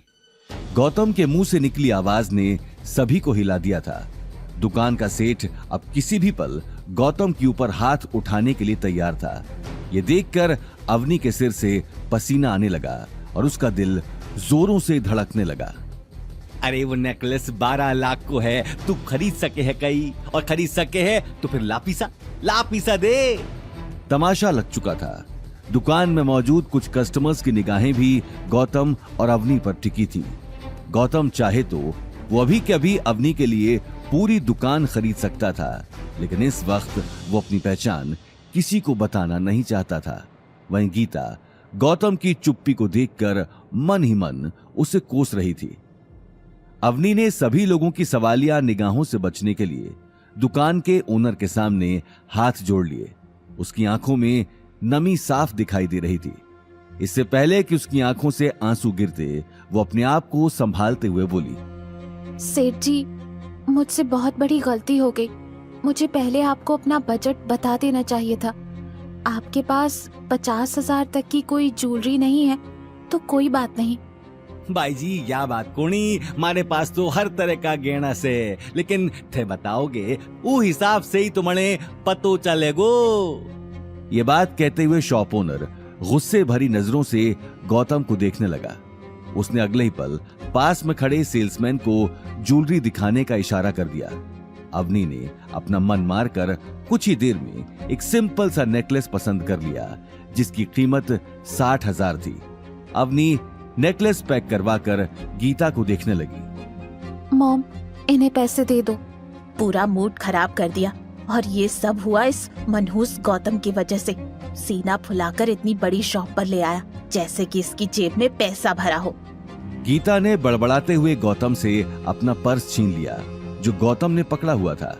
गीता ने तुरंत अपने पर्स से पैसे निकालकर कैश काउंटर में जमा करवा दिए और गौतम को गुस्से में देखते हुए शॉप से बाहर निकल गई। अनिल और अवनी भी उसके पीछे नेकलेस का बैग लेकर बाहर निकल गए, लेकिन गौतम अभी तक वहीं खड़ा शॉप ओनर को गुस्से में देख रहा था। क्या हो गया भाया, गई थारी बींदड़ी। जब जेब में पैसा ना होवे ना तो आदमी ने हवा में ना उड़नो चाहिए। ये बात सुनते ही गौतम गेट से बाहर निकल गया, लेकिन उसके गुस्से का गुबार अभी तक खत्म नहीं हुआ था। बाहर पहुंचते ही उसने देखा अवनी कार के बाहर उसका वेट कर रही थी। अवनी, तुम लोग घर जाओ, मैं थोड़ी देर में आता हूँ। ये बात सुनते ही कार में बैठी गीता के कान खड़े हो गए और वो कार से उतर गई। अभी और क्या बाकी रह गया है करने को? अंदर इतनी बेइज्जती करवाने के बाद भी तेरा पेट नहीं भरा? तू ही हमें इतनी महंगी शॉप पर लेकर आया था, अब पता नहीं इसके बाद क्या नया। आप गलत समझ रही हैं मम्मी जी। मैं यहाँ से सब्जियां खरीदने जा रहा हूँ, डिनर के लिए घर में कुछ नहीं है। अरे जाने दो गीता, मार्केट जाए या कहीं और जाए, हमें क्या मतलब। कम से कम थोड़ी देर तो हमें इसकी मनहूस शक्ल नहीं देखनी पड़ेगी। ये बात सुनते ही गीता कार में वापस बैठ गई। अवनी के दिमाग में अब तक नेकलेस की बात चल रही थी, वो भी बिना कुछ कहे कार में बैठ गई और एक झटके में वो तीनों घर की तरफ निकल गए। गौतम वहीं खड़ा उन्हें जाते हुए देखता रहा। अपनी आंखों से अवनी की कार ओझल होते ही उसने अपनी शर्ट की बाहें चढ़ा ली और दोबारा उसी ज्वेलरी शॉप पर चला गया। शॉप में अब भीड़ बढ़ चुकी थी। ओनर के साथ साथ सभी सेल्समैन कस्टमर्स को अटेंड करने में लगे हुए थे।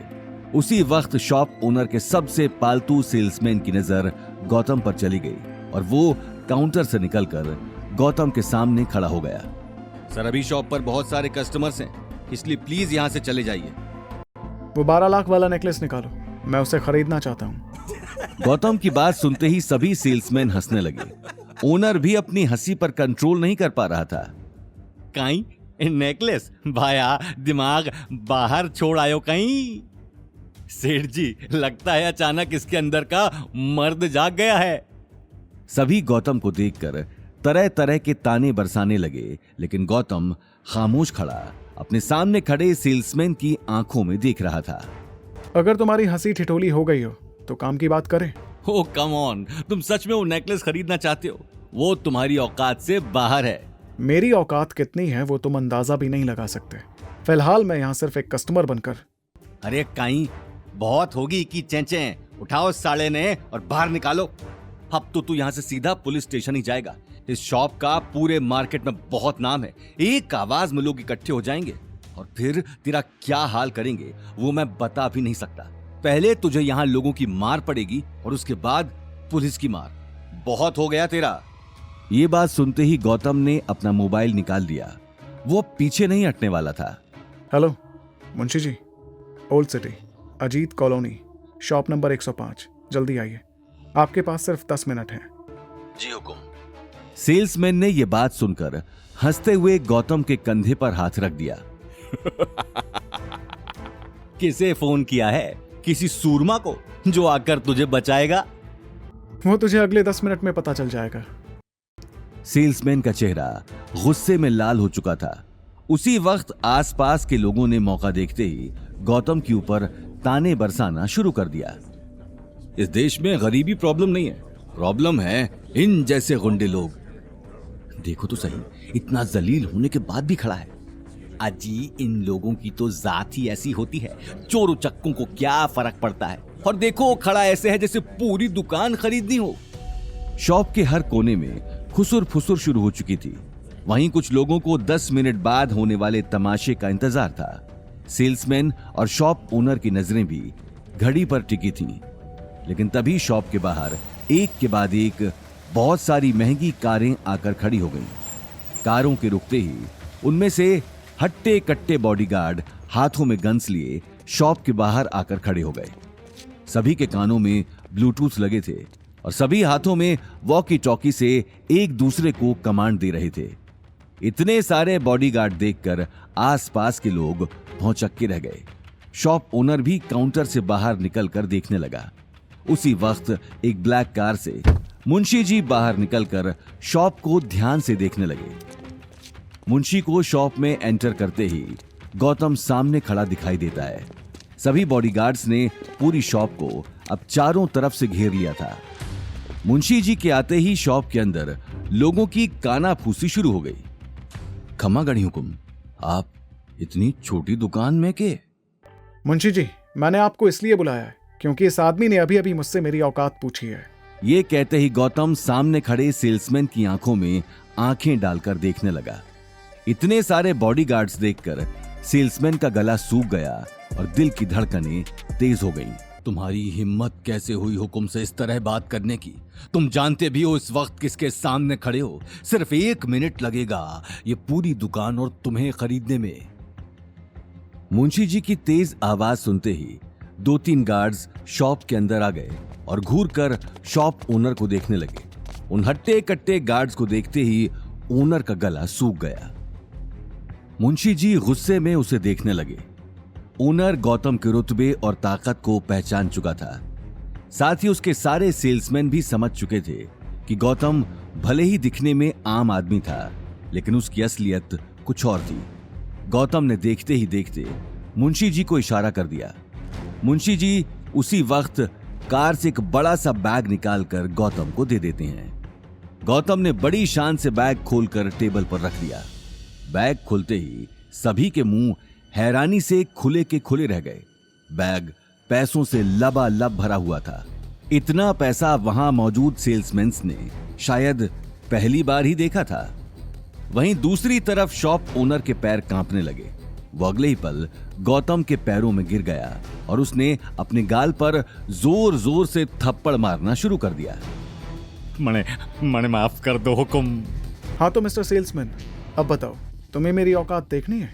ये बात सुनते ही सेल्समैन ने अपना सिर झुका लिया और गौतम के पैरों में झुक गया। सर प्लीज मुझे भी माफ कर दीजिए, मेरा दिमाग खराब हो गया था। ठीक है, इस बार तो मैं तुम दोनों को माफ कर रहा हूँ, लेकिन आइंदा तुमने किसी का मजाक बनाने की हिम्मत की तो मुझसे बुरा कोई नहीं होगा। ये बात कहते हुए गौतम ने गार्ड्स को इशारा कर दिया। गार्ड ने अगले ही पल उन दोनों को गौतम के पैरों से उठाकर काउंटर के पास खड़ा कर दिया। थोड़ी देर पहले जो लोग गौतम का मजाक बना रहे थे, अब उनकी नजरों में गौतम के लिए एक अलग ही तरह की इज्जत थी। अब वो नेकलेस निकालो जो मेरी वाइफ ने पसंद किया था। Yes sir. उस नेकलेस को देखते ही गौतम मंद मंद मुस्कुराने लगा। देखते ही देखते उसने शॉप से बहुत सारे महंगे गहने खरीद लिए। ये देखकर शॉप ओनर का सिर चकराने लगा। गौतम सारी ज्वेलरी खरीदकर शॉप के बाहर आ गया और कार के पास आकर खड़ा हो गया।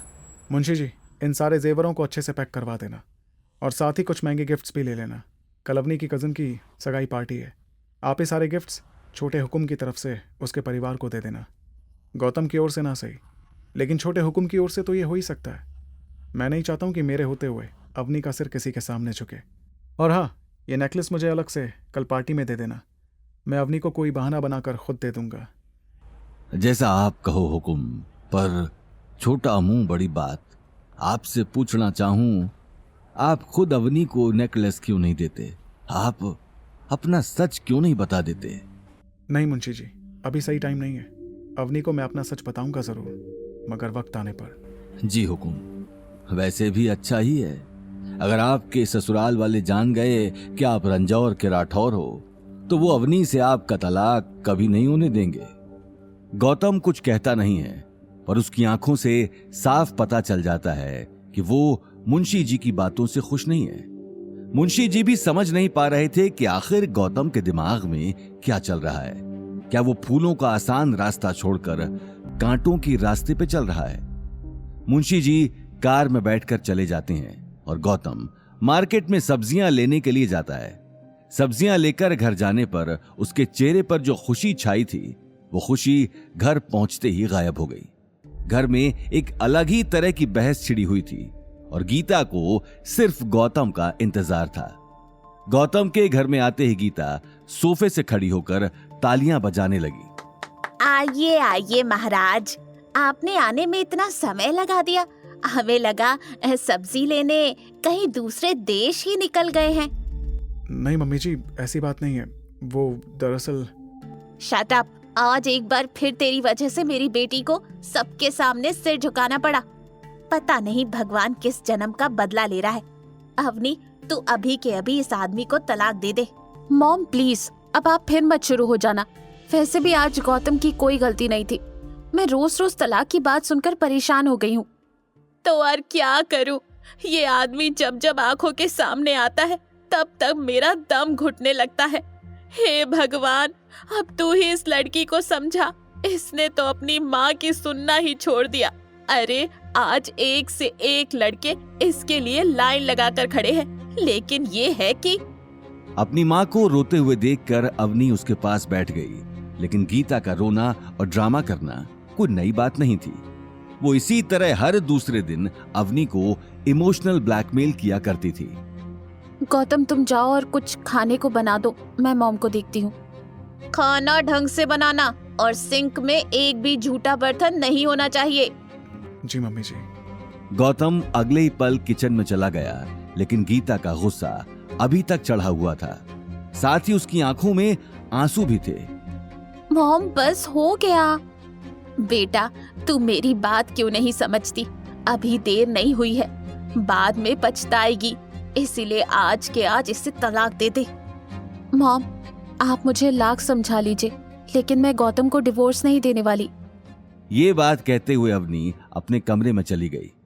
कुछ ही देर में गौतम ने सैंडविच बना दिया और अवनी को देने के लिए कमरे में चला गया। वहीं अवनी ने आज डिवोर्स के लिए मना तो कर दिया था, लेकिन उसके दिमाग में अभी तक ज्वेलरी शॉप में हुई बेइज्जती की बात चल रही थी। गौतम ने कमरे में आते ही सैंडविच की प्लेट टेबल पर रख दी और अवनी को देखने लगा। अवनी, कल के गिफ्ट के बारे में ज्यादा मत सोचो, मैं देखता हूँ अगर कुछ हो पाया तो। क्या हो पाया? अब तुम्हें कुछ करने की जरूरत नहीं है। ये मैट्रेस उठाओ और नीचे सो जाओ। अवनी की आवाज में गिफ्ट ना खरीद पाने का गुस्सा साफ दिख रहा था, लेकिन वो इस बात से बेखबर थी कि गौतम ने गायत्री देवी को देने के लिए बहुत सारे गिफ्ट खरीद लिए थे, जिसे देखकर अवनी कल शॉक होने वाली थी। अगली सुबह सभी लोग तैयार होकर अग्रवाल हाउस जाने के लिए निकल गए। अवनी ने एक शानदार ब्लू रंग की ड्रेस पहनी थी, जो उसकी सुंदरता पर 4 चांद लगा रही थी। यही वजह थी कि गौतम कार चलाते हुए बार बार मिरर से उसे देख रहा था। कुछ ही देर में गौतम ने अग्रवाल हाउस के बाहर कार खड़ी कर दी।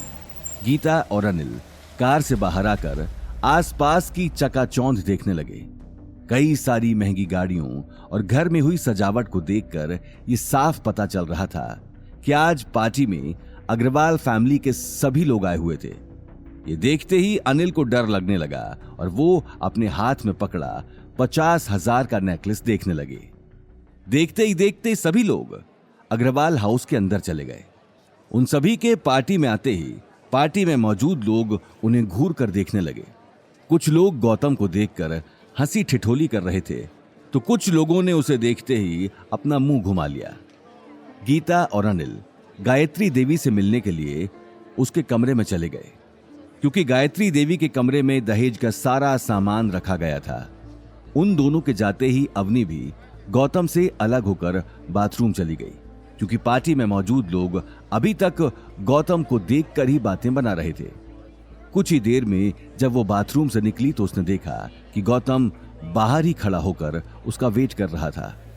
अवनी इस बात से परेशान होकर गायत्री देवी के रूम में चली गई। वो गौतम के साथ रहकर लोगों की बातों का शिकार नहीं होना चाहती थी, लेकिन रूम के बाहर पहुंचते ही अवनी को अपनी दादी की गुस्से भरी आवाज सुनाई दी। ये क्या लेकर आए हो? मैंने तुम लोगों को कहा था कि कम से कम 5 लाख का नेकलेस लेकर आना, और तुम ये क्या उठाकर लाए हो? अरे पैसे नहीं थे तो अपने उस निकम्मे दामाद को कहते क्यों नहीं हो कि कुछ काम करे? सारा दिन घर में बैठकर मुफ्त की रोटियां तोड़ता रहता है। ये बात सुनते ही अवनी अपने आप को रोक नहीं पाई और गुस्से में कमरे के अंदर चली गई। दादी सा, ऐसी क्या बड़ी गलती हो गई हमसे जो आप मॉम को इतना डांट रही हो? अवनी की गुस्से भरी आवाज सुनते ही गायत्री ने नेकलेस का डिब्बा उठाकर फेंक दिया और अवनी की आंखों में आंखें डालकर देखने लगी। तुम्हारी हिम्मत कैसे हुई मेरे सामने ऊंची आवाज में बात करने की? आज शनाया की सगाई है, वो भी शहर के बहुत बड़े परिवार के साथ। जब वो लोग पूछेंगे कि आपके होनहार बेटे अनिल ने क्या गिफ्ट दिया, तो मैं क्या जवाब दूंगी? यही कि वो ये सड़ा हुआ सा नेकलेस उठाकर लाया है। ये बात सुनते ही अवनी कुछ कहने के लिए आगे बढ़ी, लेकिन तभी अनिल ने उसे इशारे से रोक दिया, क्योंकि वो गायत्री देवी का गुस्सा अच्छे से जानता था। लेकिन अवनी भी आज किसी की सुनने वाली नहीं थी। हम आपको खुश करने के लिए कुछ भी कर लें, लेकिन आपके ताने कभी खत्म नहीं होते। ये नेकलेस 50,000 का है। 50,000 हमारे लिए बहुत बड़ी बात है, लेकिन आपने इसे यूं ही फेंक दिया। गायत्री देवी के परिवार में आज तक उनसे किसी ने इस तरह बात नहीं की थी। उसका चेहरा अब गुस्से में आग बबूला हो चुका था। तभी उसने पास में रखा गर्मा गर्म चाय का कप उठाकर अवनी पर दे मारा। अवनी ने तुरंत बचने के लिए अपना चेहरा घुमा लिया। चेहरा घुमाते ही उसे बहुत तेज कप के टूटने की आवाज सुनाई दी। अवनी ने जैसे ही अपने चेहरे से बाल हटाकर देखा तो वो हैरान रह गई। सामने गौतम खड़ा था, जिसने गायत्री का हाथ झटककर कप दीवार में दे मारा था। अवनी, तुम ठीक तो हो ना? कहीं लगी तो नहीं? अवनी की आंखों में हैरानी थी। वहीं गायत्री देवी गौतम को गुस्से में देख रही थी, लेकिन इससे पहले कि वो गौतम को कुछ जवाब देती, उसे बाहर से तेज आवाज सुनाई दी। दादी साहब, करणवीर अंकल आ गए, जल्दी आइए। करणवीर का नाम सुनते ही गायत्री देवी के चेहरे से एक पल के लिए गुस्सा गायब हो गया, क्योंकि करणवीर ही उनकी नजर में उनका सबसे होनहार बेटा था। गायत्री देवी करणवीर को देखने के लिए जैसे ही कमरे से बाहर जाने लगी, उसी वक्त एक 6 फुट लंबा आदमी महंगा सूट पहने कमरे के अंदर आ गया। हाथ में महंगी घड़ी और गले में सोने की मोटी चेन देखकर उसकी अमीरी साफ पता चल रही थी। अरे मासा, कहाँ जा रही हैं? मैं तो आपसे। ये बात कहते हुए वो आदमी अनिल और गीता को नीची नजरों से देखने लगा। अच्छा, तो यहाँ भाई साहब और उनका पूरा परिवार आया हुआ है। वाह, मुझे लगा भाई साहब तो कहीं महंगी पार्टियों में उठते बैठते नहीं होंगे। क्यों भाई साहब? पूछो मत करणवीर बेटा, ये अनिल आज हमारे घर की नाक कटाने का सोच कर आया है। ये देख कैसा सड़ा हुआ सा 50-60 हजार का नेकलेस उठाकर लाया है। ये कहते हुए गायत्री देवी ने जमीन पर पड़े हुए नेकलेस की तरफ इशारा कर दिया। क्या ये 50,000 का नेकलेस? कम से कम खुद की नहीं तो शनाया की ही इज्जत का ख्याल कर लिया होता, जो कल पराए घर में जा रही है। आपको पता है इस बात के लिए उसे कैसे कैसे ताने। चाचा जी, आपके परिवार के पास पैसा है, इसीलिए आप महंगी गाड़ी गिफ्ट कर सकते हैं। और वैसे भी ये पैसा दादाजी का है, आपने नहीं कमाया। पापा को जब अग्रवाल हाउस से अलग किया था, तब दादी ने उन्हें जायदाद में से कुछ नहीं दिया। ये बात तो आपको याद होगी। क्या कहा तुमने? तेरा मतलब मैंने जायदाद का पैसा दबा रखा है क्योंकि मैं अपने बेटों में फर्क करती हूँ। हाँ, आप फर्क करती हैं, और अगर आपको मेरी बात पर शक है तो खुद देख लीजिए।